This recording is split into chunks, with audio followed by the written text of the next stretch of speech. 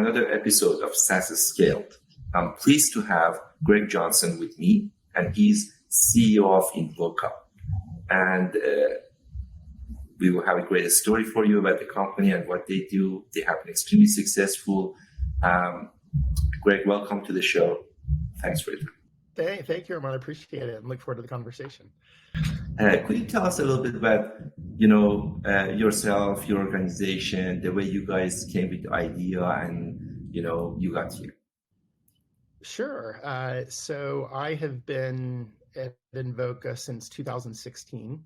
I'll separate myself from the company real quick. So I've spent almost all of my career in software, which is kind of ironic and funny because I thought I was going to go get a master's or a PhD in international relations and either work for the State Department or teach for the rest of my life. So the fact that I ended up in software was an inadvertent stroke of luck, I would say. But once I got into it, I've loved software and have spent pretty much all of my career in software.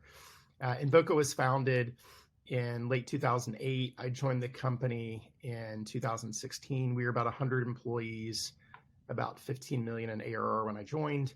And really where the company came from was focused on the different industries and specifically for marketers in industries where consumers are making very complicated, very challenging, very expensive buying decisions. So if you think about getting a mortgage for the very first time or, taking a 25th anniversary safari to Africa or a cruise, and all these different industries, the problem that we're helping solve is marketers spend tons of money on digital marketing, but ultimately they make their revenue and they acquire customers through their contact center or through conversations that people have, like a local insurance agent or a local car dealership.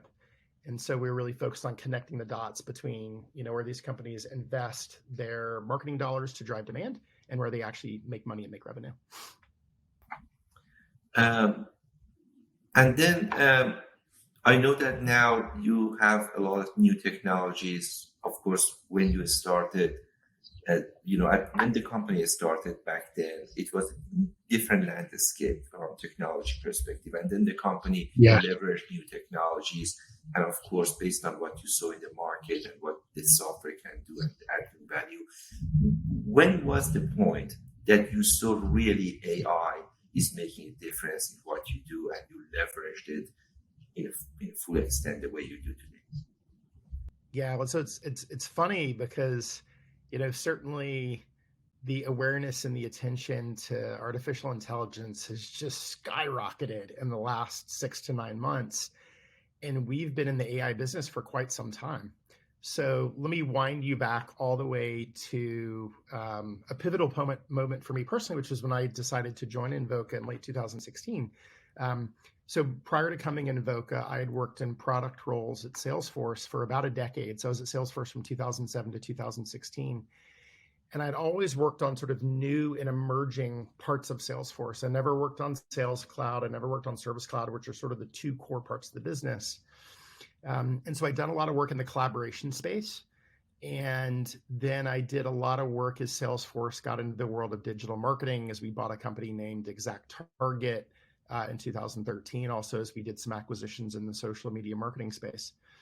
And one of the problems that I'd always worked on as a product management person at Salesforce was around how do you understand what I would call conversational data, which is this loose, unstructured set of information, whether it's through typing and text, or if you think about like Twitter or Slack, or if that comes through a live human-to-human conversation like you have in the contact center.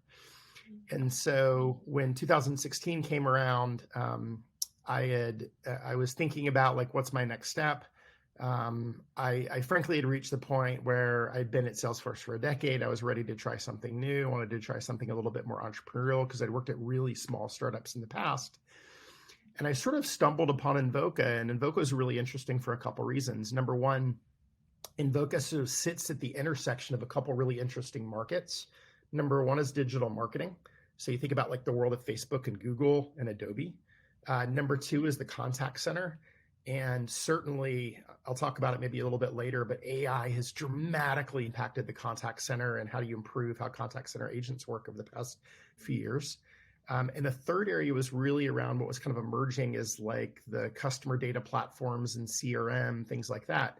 And so Invoca sat at this really interesting intersection of these three big markets, but the company was also doing really interesting things around conversational data all the way back to 2014. And so, I can talk in a moment about why we did these things, but we were doing work around understanding human to human conversation in the contact center back in the day, like when almost nobody knew what an Alexa device was. And people didn't understand the way that technology could help you analyze and understand these human to human conversations. And so for me, part of the reason that I joined Invoca was I was so excited about the potential around this conversational data. And I stumbled upon and got really lucky in finding this company that had been doing some really interesting things with AI from the very, very early days. And so now when people like yourselves and companies ask us, like, what's it like to be focused on AI? It's interesting because we all thought that everybody sort of grasped and understood how AI could be used in these situations, 2, 3, 4 years ago. And it's just reached like a whole nother level of awareness and interest with everything that's going on with ChatGPT and OpenAI over the past 6 months. Yeah, I do remember the very first time that I had the experience to speak with someone. And then at the end of the conversation, I really didn't know if it was a real person that I spoke with or it was machine. And I tried to ask one more question to figure it out. Yeah. I couldn't. So I said goodbye. I didn't want to. But then I turned, to my wife and said, I still don't know. I think it was machine, but I still don't know. And I asked that question that I thought that if this machine could not answer the question, but did a great job answering this, it still can be machine. So that was 5 years ago. And honestly, as of today, probably there are tons of advancements being made. Yeah. I can imagine many of these can happen today, that you talk to, over the phone, or you converse it, you just start the text messages maybe, right? And then you don't know on the other side if it's a real person or not, but it does work. Yeah. Yeah, we think about our vision of the company of what we're trying to do is we're trying to help big consumer brands use the best of digital and the human touch to help build those initial relationships with customers. And so, I think about my favorite example that I think everybody can relate to is you think about getting a mortgage, right? Like I remember getting a mortgage for the very first time back in probably 2005 or 2006 in San Francisco. My wife and I, she's pregnant with our first child. We're looking at getting a house for the very first time. We're stretched about how much we can afford. And like, I'm a very quantitative person. I have an MBA. I'm one of those people who likes tinkering around with Excel. And so I didn't need help sort of doing the math around what a mortgage would be like. But I was anxious because this was the most important financial decision I was going to have ever made in my life. And, my wife and I found a little condo that we loved in San Francisco that we really wanted to buy. And so the combination of, being able to go on that mortgage provider site and tinker around with the mortgage calculator and figure out how far could we stretch ourselves and what's in our budget, but then also being able to have a conversation with somebody from a mortgage broker and have them help us talk through the different options of what types of products we might get and help give us confidence that we were getting the right product for us, even though we'd done all the math. Like, there's a very human element of that. And so the way that we think about our business and the companies that we're trying to help is like, how do you bring the best of those two worlds together? And to your point, Armand, like the dividing line of what's human and what's digital is getting more and more subtle by the day, which is really interesting. And you think about, what's the unique value added, touch that the human brings into this buying process. So it's one of the things that we're always looking at with our customers is, hey, if somebody goes and looks for your product and service on Google and it starts doing some education research on the website, how do you take that transition from digital into the human touch realm? And how can you do that in a smooth and elegant and seamless way, as opposed to this herky-jerky, I do a bunch of stuff on the website and then I reach out to you and I start to ask a question. And it's basically like starting again at ground zero. And it's like starting all over again. And you don't really recognize it as a consumer until you experience something that is smooth. And then it just feels like magic and it feels amazing. And then how do you use AI to understand that human to human conversation and to make sure that sort of the company, the brand, can remember and retain all that information about the consumer in the same way that, like, if you and I are best friends and we have a 15-20 minute conversation about something that's really important to me, and then I call you the next week and you act like you've never heard any of it, I'm like, I don't think you're my best friend. And so we want conversations between consumers and brands to be handled and to feel like it's like you're having a conversation with a friend, and there's institutional memory and there's understanding of context. And how can we do all those things to really make that pay out?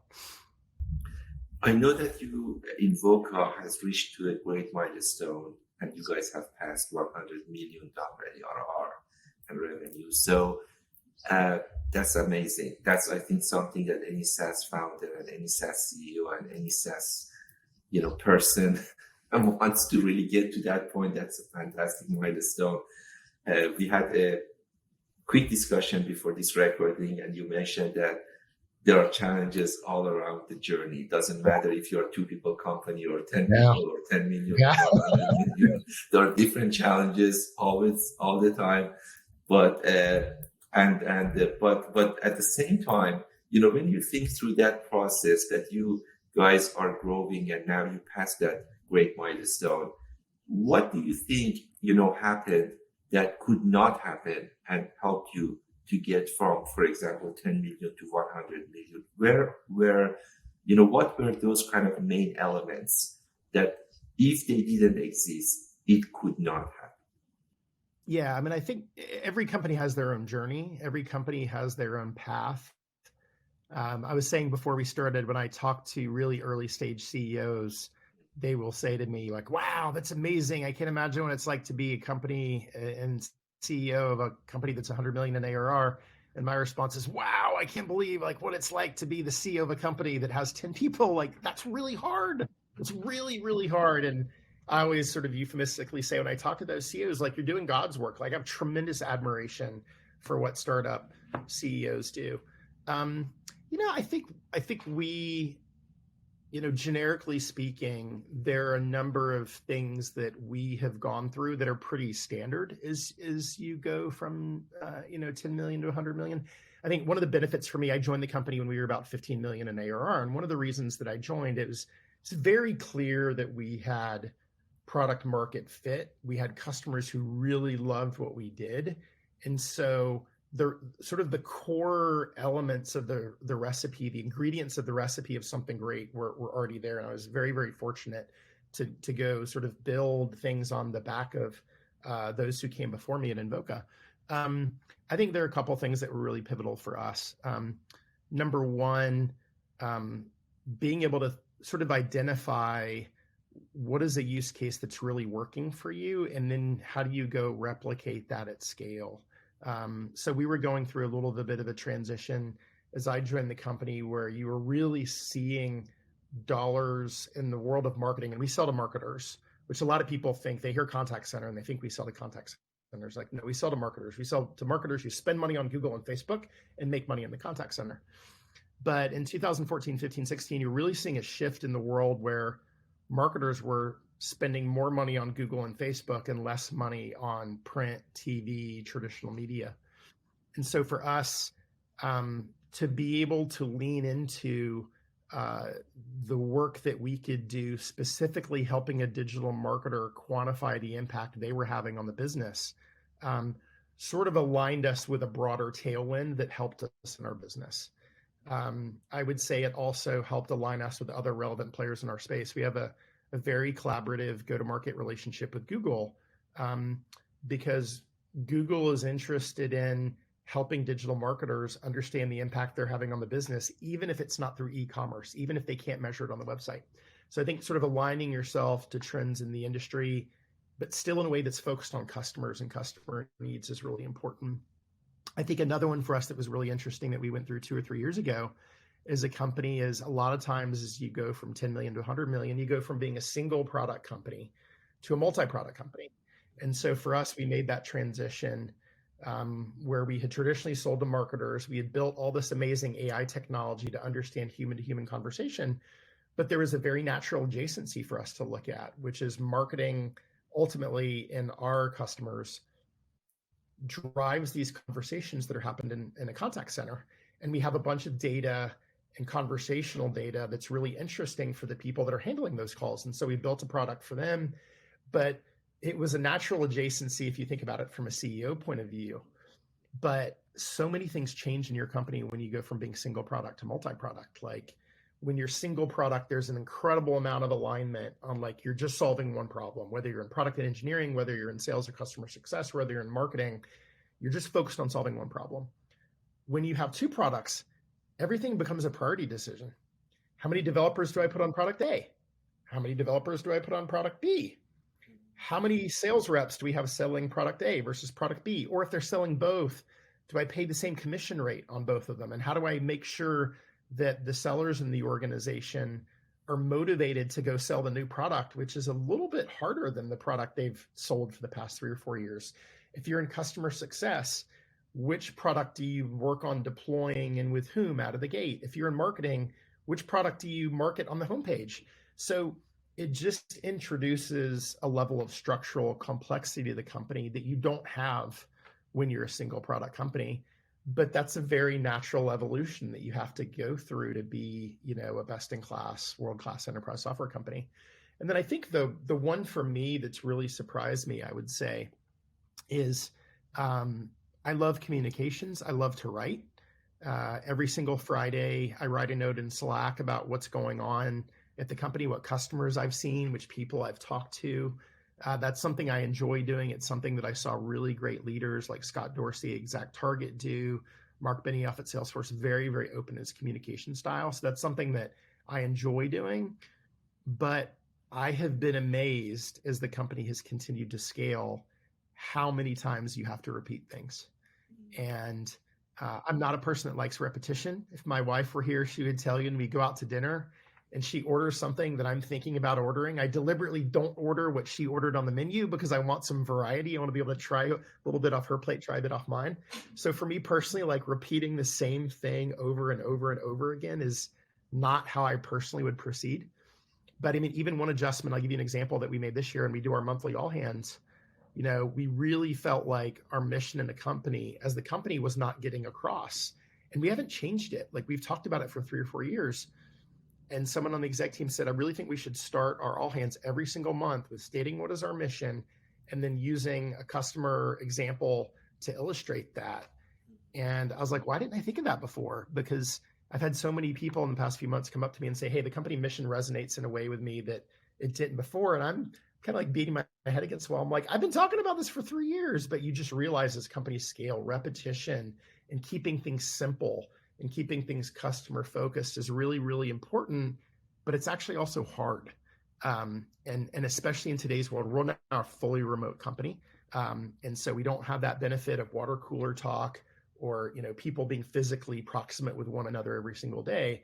So I have to think a lot more about communications than I'd ever imagined when I first became a CEO in 2016. In a very big picture, how do you see sales organization will evolve when the companies go from that journey of $10, $20 million ARR to 100, especially at this age that we are more, communicative based on everything that you guys are also doing. I know you guys are B2C, but it might be the same formula across the board. And probably that's not the same sales style and sales organization and the sales processes and everything that, can do the same thing when you are 10 million versus you are scaling to 100 million. Part of it, of course, you mentioned, expanding for some companies, maybe across different products. For some companies, is geographically expanding, maybe in different Yeah. countries to get there. But in general, is there any, not just the expansion, but is there anything that changes the sales itself because of Yeah, I that? mean, I think again there are a number of fairly broadly applicable things that happen.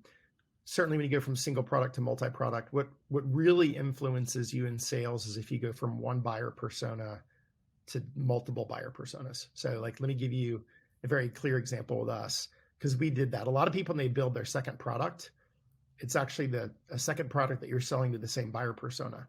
So the go-to-market motion doesn't really change a whole lot. Versus, like, in our world, for example, we've always sold to marketers. We have hired people in sales that either have demonstrated past experience selling to marketing or demonstrated fluency through the interview process of being able to sell to marketing. And the analogy I would use, like when you sell to marketing, you've got you're in a world where you're going out and hanging out with people at an agency happy hour on a Friday night. Like, it's a fun, creative crew. They're very social. Just the sort of psychographic of a marketer is one thing. And then you talk about a contact center. Like, a contact center traditionally has been more command and control, very much kind of close monitoring of what an agent is doing. I would say for a lot of organizations, especially in enterprise where we tend to focus, like, the idea of creativity in the contact center is people are like, no, I don't want any creativity. Like, follow the script. That is your job. And so the type of persona that you need, the ability to context switch and be able to talk the language and build empathetic relationships with those buyers is very, very different. So I think thinking about, are you going to a new buyer persona and how do those buyer personas differ? I think you look at things like partners, right? Like, in our early days, we did a lot of our sales direct. As we've scaled, we're doing more with partners like agencies or with technology firms or with technology partners, companies like, someone like an Adobe, or in the contact center world, we have a partnership with Five9. And so you have to spend time building those relationships. But I think the most simple thing that's most universally applicable is you just always have to be watching the subtleties of what's working in the business. And you have to be able to pick out individual examples of what's going well, individual examples of what's not going well, and then see how quickly you can disseminate that knowledge across your entire go-to-market organization. And so for me, I'm very detail oriented as a person. Like, I really liked, especially in customer facing things, like, my general belief is the closer you are to the front lines of interactions with customers, and the more that you bring the company close to that front line of interaction with customers, the more urgency and the more accountability people will have in solving those problems. So I like spending time with customers and understanding what's happening in the front line, but seeing the things that are going well and going poorly. And then I think a lot now about information channels. Like, how do people in the organization other than me pattern match? Because if I'm the only one pattern matching across the whole company, like, I work really hard, but I'm not the smartest guy in the world, so I'm going to miss something. And so now I spend a lot more time thinking about communication channels, engagement models, and I'm thinking about how do I build redundancy into the organization where there's somebody other than me seeing things that are happening that can identify where things are going well or poorly and course correct those at broader scale. And if I happen to identify some of those, great, but I'm trying to build a system that doesn't rely on me as an individual, because the likelihood of that being successful is just not that high. And so I think, thinking a lot about, like, we do a call every Friday with our sales team called Sharing Success, where we talk about, things that have worked, customer stories that have worked well, and areas where we've maybe, bumped our nose against a wall. And thinking about some of those disseminations, because especially in the early days, like when you're a $1 or $2 million company as a CEO or an executive team, like, you're doing all the selling, you're doing all the customer success, like, you're doing all those things. So you get used to, you're just doing it all yourself. Whereas you scale, you've got to think about not only how do you help the organization, but how do you help the organization help itself? And I think it's just a different way of thinking. And is this also a little bit about decentralization versus centralization? So sometimes when the organization is smaller, it needs to be more centralized. And as you grow, if you cannot decentralize, probably you are limiting the scale of the organization. But I will say, I'll give you one example. This is one of my favorite examples. Is you get to be multi-product, you actually re-centralize again, or there are benefits to re-centralizing. So I saw this in my days at Salesforce because I was always working on new add-on products. And like, let me give you a very basic example. Let's say that you're a company that has a brand new product going to a brand new buyer. And you have, just make the math easy, you have 25 reps and you're going to do 50 deals over the course of the year, win or lose. That means if you have all 25 of those reps working on all 50 of those deals, each rep is going to see 2 deals. The amount of pattern matching that they can do over 2 deals is virtually zero. And so what that means is their managers or their managers, or I as the CEO, I have to do all the pattern matching. And so one of the things that you see at larger Salesforce organizations, so you see happening is they will have specialized go-to-market teams. And for me, one of the biggest reasons is not only to bring expertise into the deal cycle to really understand and help the customer, but is also to pattern match. Because now imagine that I have 2 product specialists who sit in the sales organization and work on those 50 deals. Each of them sees 25 deals. When you see 25 data points, you can pattern match. So now we've taken the pattern matching from here all the way down to here. So I agree with you in your kind of business at scale and your core business, you want to start decentralizing things. But then as you add second products or new geographies, you may want to do a little bit of re-centralization. You learn what's working and what's not working. And then you think about scaling that and decentralizing it again. But you kind of go through this world of centralization to decentralization, back in little pockets of centralization. Then how do you decentralize it broadly? It's always like brake gas when you're driving a car. Very good point. Very good point. And also the other point that you mentioned that is fantastic is not just adding products, but also adding persona.